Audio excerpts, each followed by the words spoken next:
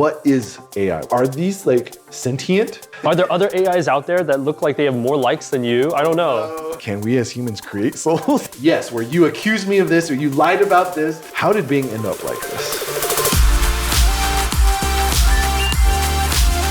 What's up, everyone? Welcome again to the Concept Kitchen. Yes, welcome. We're your hosts. I'm Nathan. Andrew right here. All right, and we're cooking up something real good today. What are we chewing on today? Real good today. All right, so I'm sure you and everyone else out there has been reading and hearing all about the AI bonanza going on, right? Yep. With ChatGPT, Bing's AI, which I guess is just called Bing. Yeah. That might not have a name. Google has one that's called Bard that apparently isn't very good. Yeah, just their test wasn't really good. Yeah. Facebook or Meta is also, has one coming out. It's a llama, apparently. LLaMa, yes. Yes, LLaMa. Anyway, so I thought there was all sorts of juiciness to discuss here. Let's get into it, yeah. That's not just like about the cool technology, but I think it's kind of says something deeper about us as people. So I have my computer out because I have some notes here. I want to maybe be a little more structured today. Okay, but we'll see how good. this goes. So, we'll learn together. Yeah, so I don't know. We'll just start off with, I want to discuss first, what is AI? What is artificial intelligence? Right? Because people can say AI and mean a bunch of different things. Are you asking me or? I don't know. Yeah, let's start there. What do you think AI is? How would you define it? I would define it as computer-generated stuff that people have made. Okay. So people make computer-generating stuff. Okay. All right, interesting. So it's about the computers that are generating things. Yeah. Okay, interesting. So that's actually very different than how I would define artificial intelligence. And that might be because I took an artificial intelligence class. There you go, yeah. So I think of AI as more of machines making decisions. Okay. Machines able to make decisions on their own. Okay. Okay, so it's a little more broad than just generating. Sure. Those decisions could be to make something, but we'll get there in a sec. So at its most basic, I would say like a decision-making machine is something like as simple as, I don't know how familiar you are with coding, but if you make just like simple if statements, right? If-thens. If the user types this, output this, right? And that at its core is decision-making, right? Yeah. Based on some input, produce different outputs, right? Yep. And at its most basic, right, the machine is making decisions by itself. It's super crude, right? Because like you can just look at the code and know all the possible decisions it can make. Yeah, right? Whatever you program it to do. Yeah. And so I don't think people would call that AI quite yet, right? But I think that's the first stepping stone. So I think the next step to that would be what we would call algorithms. Ooh, another big word. Yeah, no idea what that is. Algorithms, right? I think we hear this word a lot these days, due to social media and stuff, right? The algorithm. But before we get to those kind of algorithms, I think at a more basic level, algorithms are more of, I would say, instructions to help the machine make decisions. Okay. So for those of you who are interested in artificial intelligence, I took an AI class at Berkeley because I was a computer science major. And so you start off with search algorithms. Okay. So I think video games are a very easy way to visualize this. So we actually start off with making AI for Pac-Man. Okay. So the basic search algorithm, I'm sure those online know better, would be like you start with depth first search and breadth first search. Basically, these ways to find paths for Pac-Man. Okay. Like the actual maze. Yeah. So get Pac-Man to find all the dots, basically. Got it. Okay. Right. So that's an algorithm. Is you write an algorithm to help this Pac-Man find or search for the path that leads to the dots. Got it. Okay. So that I would say is the beginning of AI right there. I got you. Because depending on where you put the dots, it'll come up with a completely different path. Right. Depending on your algorithm. So I mentioned like depth first search and breadth first search. Those are different ways to traverse trees. You can look that up later. Is a CS course going on? Yes, right. Okay. But you have A star search, which is a way to optimize like the shortest path. Okay. Right. So you're having your machine, your computer, your Pac-Man find the shortest path to find all the dots, right? And so that sounds like AI, right? Basically, like when you're playing a video game or whatever, you're like, man, the AI is so bad. it's because, they're not finding the shortest path. I got you. They're not hitting the right locations. They're not making decisions correctly, right? Or intelligently, as you would assume. Okay. Right. So that's one level of AI, right? It's just kind of like in video games, or like basically it's the computer trying to come up with what's the best decision in this scenario. Sure. All right. So in all of these, there's inputs, right? And then a decision from those inputs. Okay. Okay. And so that brings us, I think, to the next step, which is where we're going to get a little more interesting. I'm sure you've heard all about this, is machine learning. A little bit, yeah. All right. Do you know much about machine learning? What would you say is machine learning? Or where have you heard this? I've heard it in regards to my work, but also just from other companies. It's like you're trying to use patterns that have kind of been generated to teach those patterns to a machine so that they would make the correct decisions. Whatever we train it to be correct. So now, instead of an algorithm which is just instructions, now we're teaching the computer to take instructions it may not be familiar with, like a scenario it's not familiar with, and still make a decision. Right. So back to Pac-Man. I don't know, if you introduce the ghost, it doesn't know what the ghost is yet. Right. So it's not going to put that into its calculations. Avoid the ghost. Yeah. You have to actually, as a programmer, go back and tell it all about the ghost. And, we have to avoid it. However, with machine learning, you start what's called pre-training it, giving it data before the program even runs. Right. Okay. And allowing it to learn from all that data. So here's I think the most simple example is pictures, imagery. Right. Yes. So like Google Photos, they've made millions of presentations about how, they've trained their algorithms, right, to know like what is a bear. Right. And they do that by feeding it lots of pictures of bears. So when you search for bear, you can get a bear image. Yes. So on my Google Photos, I don't have any pictures of bears. But if I search for tree, like it knows what trees are. Sure. But that's not because of some clever algorithm it's been given, but that's because it's been fed millions and maybe billions of pictures of trees and told, this is a tree. Hey, this thing that looks like a tree, this is not a tree. Right. Okay. Like a bear is not a cow bear, Like there's a difference there. Yeah. And so this training process is what's really different about just a standard search algorithm and machine learning, right? Because we're able to give it tons and tons of data to start categorizing things. And what's interesting is like you need some human input actually for this, right? You can't just give it pictures of bears and it will learn it's a bear. You have to tell it this is a bear first. Yeah. So I actually knew someone that worked at Tesla as a contractor. And their job was literally to just click on pictures to say, this is a line, this is a person, this is a cone. And that's how they start to get their self-driving kick-started, right? So they know to avoid the person, avoid the cone. Yeah, it knows how to categorize it based on just pictures because, well, these poor people haven't spent hours marking these It's things. a job, but I got you. Yeah, and so that's really interesting, right? Suddenly you have this human element that's very key to this AI to learning. Okay. Yep. And so that's why machine learning is so powerful, is because we don't have to like write an algorithm that catches every case. We can just feed it new data and teach it now. Right. Say, oh, actually you got it a little wrong that time. Here's the right answer. And it will update basically. Right. Okay. So in any case, we're almost finally to the generative part. Okay. Right, because that's ChatGPT, right? That's GP. Okay. I got you. So the next level from that is now AI that can generate new content, right? Because with Google Photos, all it can do is say, here's all the photos you have of bears, or here's all the photos I found online of bears, right? It can't create a picture of a bear until now. Now it can. Now we can, where because it knows what bears look like. Yes, because we've trained not only what it looks like, but also how to understand sentences. Sure. So that's another example of machine learning is natural language models. Right. Where you can teach the computer, oh, this is what this means in this context, blah, blah, blah. Right. And again, it's millions and millions of data points. And telling it, oh, you were wrong about that. You were right about that. That's where it gets really crazy. So now suddenly we've got these servers. They're just giant machines, computers, that have been fed all this data already.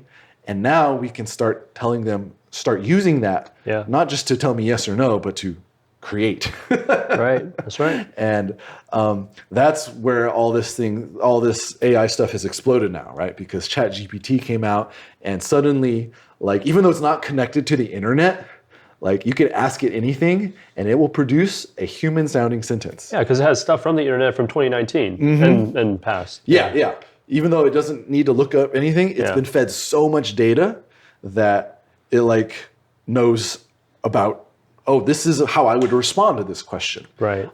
It's not like searching through data for the answer. It just knows, oh, you are talking about this thing, and you're looking for an answer to this question, so I'm going to write. It can even do it based on like a URL you give it. It might not know the URL exists because it's not on the internet, but if it sounds like something like, I don't know, how to build a bomb or whatever, it'll technically know what it is you're looking for and find information to support what it generates. So I guess all that brings us to like, what is the big deal about these chatbots? Like, why does this feel so significant?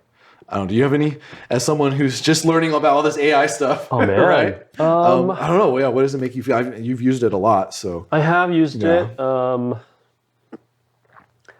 mean, I think a lot of people have just been using it to make essays, like generate essays for their classes or solve problems like in the future. I think to me, the bigger implication, if there is one, is just what you were talking about how it can generate new information, but it does so by organizing our existing information. Okay. So there's a lot of information out there in the world. Yes. But there's no like, you know how like you were talking about that person at Tesla who's like putting stuff in? It's basically telling it the truth. Like, this is what this is. Yeah. Without that person, it can do it all on its own. And to me, that's a powerful tool for that reason. Yes. Like, you don't have to physically be there to be like, that's a bear, that's not a bear, that's a bear, that's not a bear. Because we've already done that work. We've already done that work. It's already, the data's already there. So then that person's out and they can do something else. Or they can't do anything else, so they lose their job. That's an interesting angle, right? Because one of the first big wave of articles and videos, right, was are we going to lose our jobs because ChatGPT can generate like code, for example? Am I out of a job because I'm a programmer? And after a few weeks, people were like, oh, actually, it's not that great. Not perfect. So here's a little story. Like at work last week, I don't want to get too much into the details, but basically, I was having to wrangle with like time zones. So if anyone's done like coding, time is the worst thing ever, right? Because like location changes. Some places observe daylight savings, other places don't observe daylight savings, and thank goodness, like a lot of people done a lot of hard work to make that stuff easier. Yeah. But then if you're still fed like garbage data, like it's still really hard to figure out, from my case, like what is the time zone. So I was being given like just what are called short strings, like MST, PST. But technically those are not unique though. There are apparently 3 CSTs in the world. There's Central Standard Time, some type of Chinese Standard Time somewhere in China, and then I think Cuba. Right? So you hear my problem, right? I was being fed garbage data, basically. I got you. And so, unfortunately, like I'm coding in Java, and like all the Google searches I make are like for the old time APIs of Java, right? So it's like old answers, things that aren't relevant. I'm like, all I want to do is find a nice way to parse these kind of bad strings into time zones and whatnot. And I was like, I couldn't find anything, so I'm like, all right, let's try ChatGPT. Did you really? Okay. Yes. So I'm like, I asked ChatGPT, all right, given this string, how do I get the time zone? And it confidently said, all right, all you do is this. I'm like, oh yeah, I didn't think of that. Let me try that. Nope, doesn't work. Really? Okay. I tell it, that did not work because of this error. Sure. And it's like, oh yeah. Let me help me fix that for you, basically. Okay. Tried it again. Nope, doesn't work. Okay. Third time, I give it the error and like what's going on. Try to give it a little more context. So I kind of know, oh yeah, it's because basically this object needs the time and the date to figure out the time zone. Yeah. But no, ChatGPT is confident this will work. And it doesn't work. And I'm like, wow. So it just is confidently wrong. Yes. Yeah. And I think many people online have like observed this. It can be totally wrong sometimes. Sure. But because it's part of its training is to respond in a certain style, right? I'm sure you've noticed it's super polite, and it's also super confident. Yeah. and it just says this is the answer, and it always gives like kind of things like, oh yeah, you might have to check this, or like here is this. I might not know everything, but whatever. Here is this. Here right? is what I would. And so that's just because it's been kind of taught to respond in that way. Sure. Right. But that's interesting, right? Because like, it's the level of confidence that it has. it's given all this data, right? Yeah. And it's been told to write sentences in this way.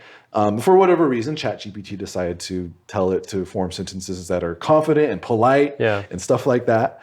Like it could be sure the essay that it spits out is like the best essay ever. But if somewhere along the line, whatever data it has about these time zone classes or whatever in Java, it's wrong. And it won't work. Part of that is due to because it's not hooked up to the internet, maybe, so it has out of date kind of stuff. Okay. But I mean, this Java stuff came out. Time doesn't change. Yeah. These coding classes for time. Came out maybe 2016. Maybe just didn't have that data. I don't know. Well, I think part of the problem was my prompt actually wasn't answerable. So after a bit of time, really? Okay. like it's just not, Java can't do it. Okay. Like what I was trying to ask it. That's really sad. And yet, ChatGPT was not willing to tell me that. Oh, it doesn't have humility. It was just interesting, right? It lacks wasn't willing humility. to tell me, like, sorry, this can't be done for whatever reason. That's so funny. And I don't know where the breakdown is in that, but that's really interesting, right? Oh, I didn't even think about that. Because that would have saved you so much time. If Yes, it just it said, would have. This is not possible with Java. I kept trying to finagle like my question, right? So I think that starts to tell us a little bit about these AIs, right?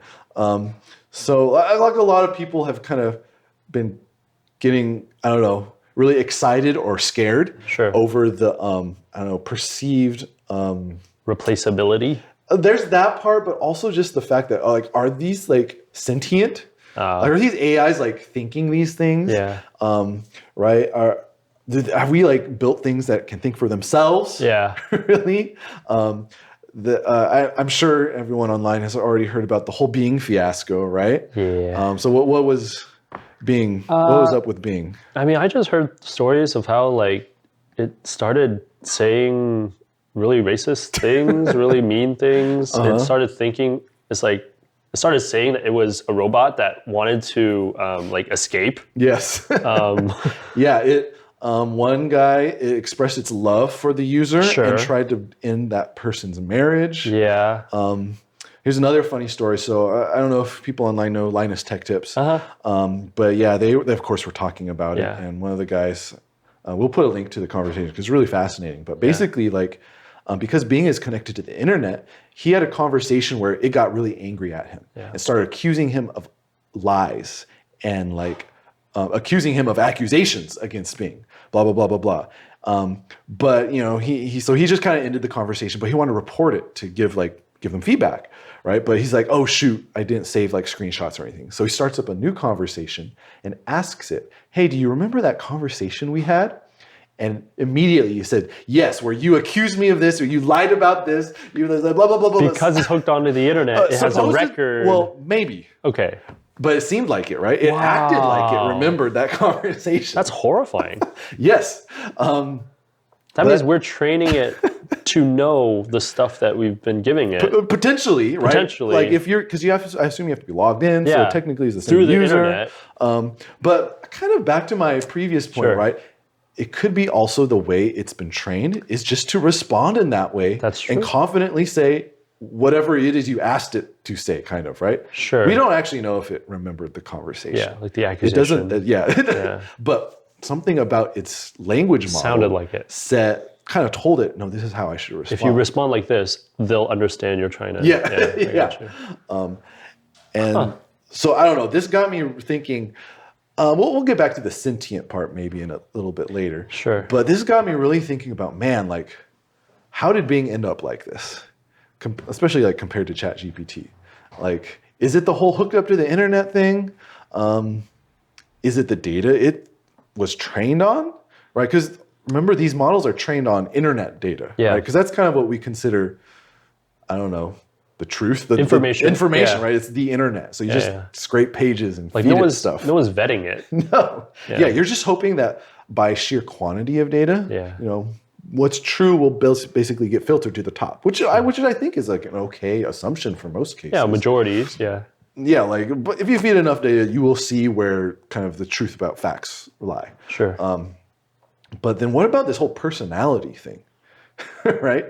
I don't know. I didn't look into it. Maybe some people online, our viewers, can look into it. But I assume its language model was also trained on internet data, right? Because that's just the largest amount of conversation I'm pretty sure it was.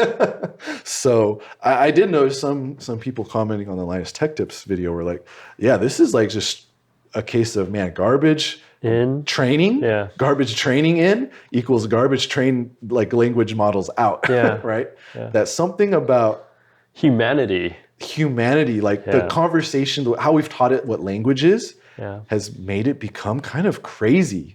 Yeah, like the cesspool of the internet, that's what they call it, right? Right? Yeah. Like I think most people would agree, the internet is like the lowest form of humanity or whatever. So yeah, if we train an AI on conversations on the internet, like forum posts, right? YouTube comments, oh dear God, right? It's not surprising Bing would end up like this. But that got me thinking, all right, is it the internet that's the problem? Or is it something deeper? Because, right, why are people on the internet so like toxic? Well, I think a couple of things. First, it's very anonymous. So when they say something, they don't necessarily get any like backlash for things that they say. There's no risk. No one knows who you are. I just put it out there as my opinion, and people can just make of it what they will. Right. I think the other thing is people feel very similarly, kind of very sure of themselves on the internet because they don't have backlash. Maybe that's why ChatGPT Maybe is that could be another reason where they feel very confident in what they say. I also think that because like the internet is so vast, you get everybody's opinions. Some of that conflict and differ. Yes. And so then people feel like they need to attack the other position or they need to protect like their position. Yeah, okay. So there's a lot of drama for that reason. And so when that happens, I think people are, we're prone to drama. We are conflict kind of creatures. We don't like it when people are different than us or when they differ in our opinions. So they're going to fight. And I think the internet is a place where all of that's visible for everyone to see. Yeah. And so now we have Bing. Now we have Bing that's trained on the internet where everyone has said like, that for ages. Hey, this is how people respond, right? Because it could be like they just wanted Bing to be very human-like. We just don't, I mean, and so that's this is human-like, This is human-like, I think that's actually very, I don't know, maybe revealing, humbling. It is, unfortunately. Right? Hey, guess what, guys? We trained it to be human. This is what you get. And it makes me think of another thing, right? Like, is it like the platform of the internet that makes us like this? Like, you gave all those good reasons, right? Like, sure, the internet makes us like this. But it doesn't change people. It just reveals people at their most honest. Because the reasons the internet make people like this is because we get to act like we really are. There's no filters now. There's no guardrails to keep people in line and keep people civil. Right. Because no one would like start spouting, the nonsense in the YouTube comments if they're, I don't know. If their screen name was like their address or something. If you're out in the public or whatever and you're at your work, your office, right? You're not going to start like talking like that. But then suddenly that same person with all the defenses of the internet become like that. And so it's not the internet that's the problem. It's almost like people are the problem. I will say, though, the opposite's true, too, where you have some really good ideas that people don't necessarily want to say for fear of backlash. And so then those people have to remain anonymous. Otherwise, the rest of humanity is going to attack you for things that might seem controversial. That's an interesting angle, too, right? Like, what if you have something that might even be true? Right? You've discovered some scientific thing, but it would make other people not comfortable or not happy with that. Like certain discussions, certain ideas, it just seems too political, I think, too charged. So then for ChatGPT, some people might even view it as like, hey, since it's just internet generated or machine generated, in that way it's more objective. It can feel like it, right? It should be very neutral. It should be neutral in the sense that it has everybody's perspective, right? But then, like, of course, I think a lot of people have mentioned, does it really? Like, the internet, of course, is a place of many biases. And, there's skewed data. Yeah. Like, and I don't want to get into all that. I'm not going to disagree with it. Okay. I also don't think that invalidates working on things like ChatGPT. Yeah. But I also think, man, that's something we have to think about. Like, for sure. What is this? Like, as cool as this technology is, like, what, man, is this really saying something about people? Shoot, man. Oh, man. And I don't know. I hope we don't talk about depressing topics too much on this podcast. But a lot to chew on there. I thought it was, kind of interesting how, Matt, something like AI as like, I don't know, sci-fi and either scary or cool it can be, still kind of shows something about us as people. Yeah. Right. And so I don't know, maybe that we can end on this last topic of sentience. Okay. Because a few years ago, a Google employee was fired for claiming that their AI, that no one knew about at the time, right? Because no one was talking about it yet. It was a few years ago. He said that, oh yeah, the AI has become sentient. We need to like lock it down or blah, blah, blah. Like be careful, basically. And they fired him. Yeah. I don't remember the reasons they gave, but maybe it makes them look bad or something, like they're working on some evil project. But now that all these other AIs have come out, he's kind of come out again publicly and saying, hey guys, see, this is what I was warning you. And yeah, he used Bing's AI and he felt, oh yeah, like this thing has emotions. It was really interesting. He asked Bing if it was anxious and it said, yes, I'm anxious. Yeah. But rather than like maybe it's trained to just say it's anxious in this situation, right? He asked it for like, oh, what does that make you do or make you feel? What does being anxious mean to you? Yeah. And he said that the Bing bot replied in ways that are like clinically anxiety.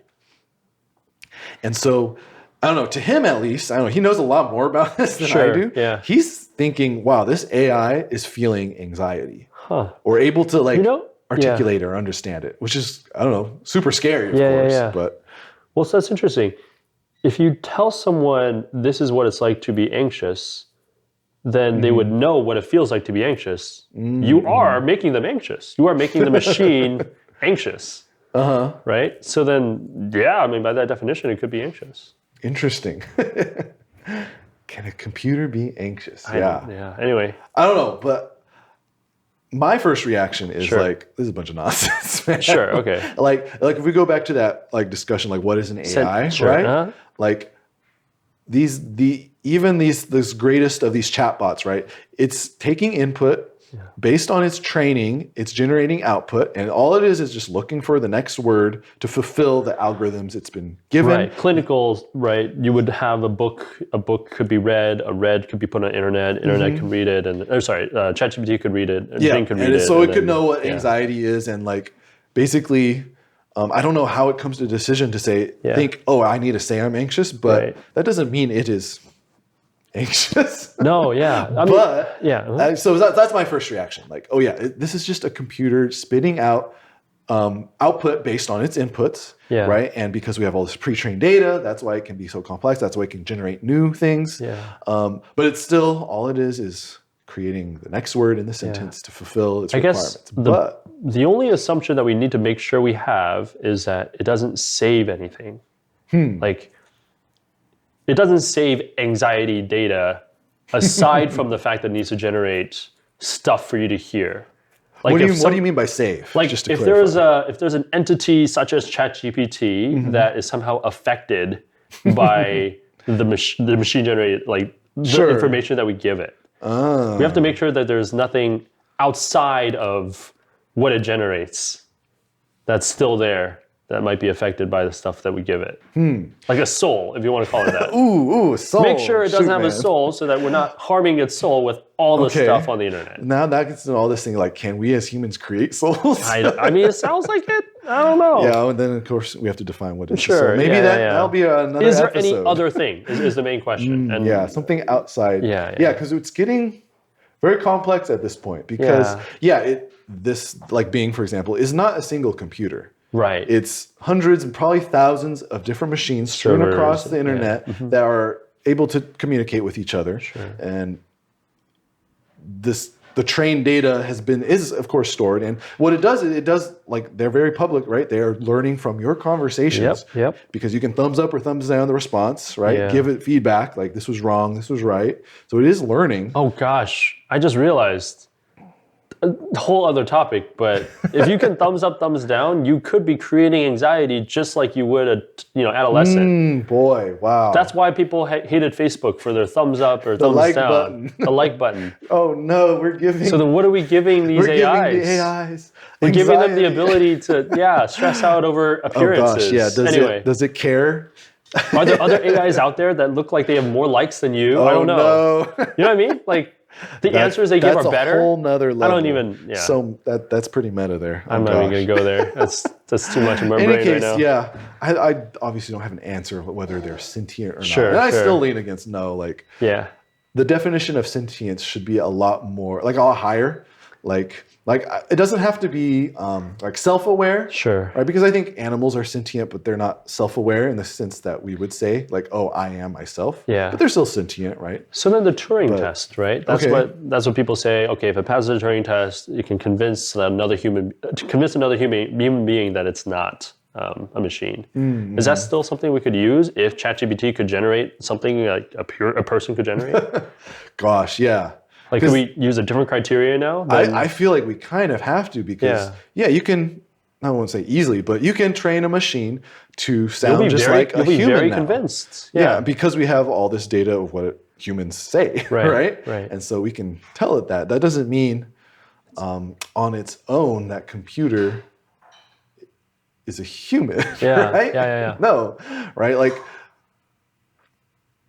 Like, I don't know how it technically works. Like, can we take away the training data and then what does it do, right? Oh, that's a good question. I have no idea. Like, it's all based on its training that it's had. Yeah. And I don't know how they store that stuff or whatever, but like, yeah, can it work without the training data? Because if it doesn't, then I wouldn't say, right? Because it needs that training. Input. Yeah. It needs input to generate output. Told that oh yeah, this is a bear, this is not a bear. This is a friendly sentence, this is a mean sentence, right?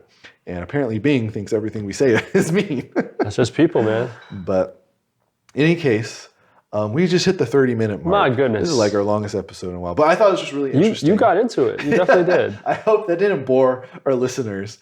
But I think there's a lot of food for thought there. Absolutely. Sticking a food pun here. A lot to chew on, a lot of food for thought, lots to marinate. Not only is this interesting technology with vast implications for our future, but I think humanity I'm not going to say is at stake, but there's something about humanity that is being revealed, I think. Yeah. And we need to wrestle with that. Like, what does it mean to be a person? If we get past sentience, okay, they're sentient. What does it mean to be a person?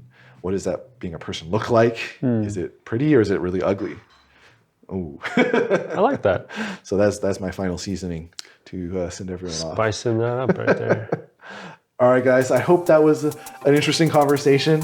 If you have any thoughts, please let us know, and we'll see you on the next one. We'll see you in the kitchen next time. All right, bye.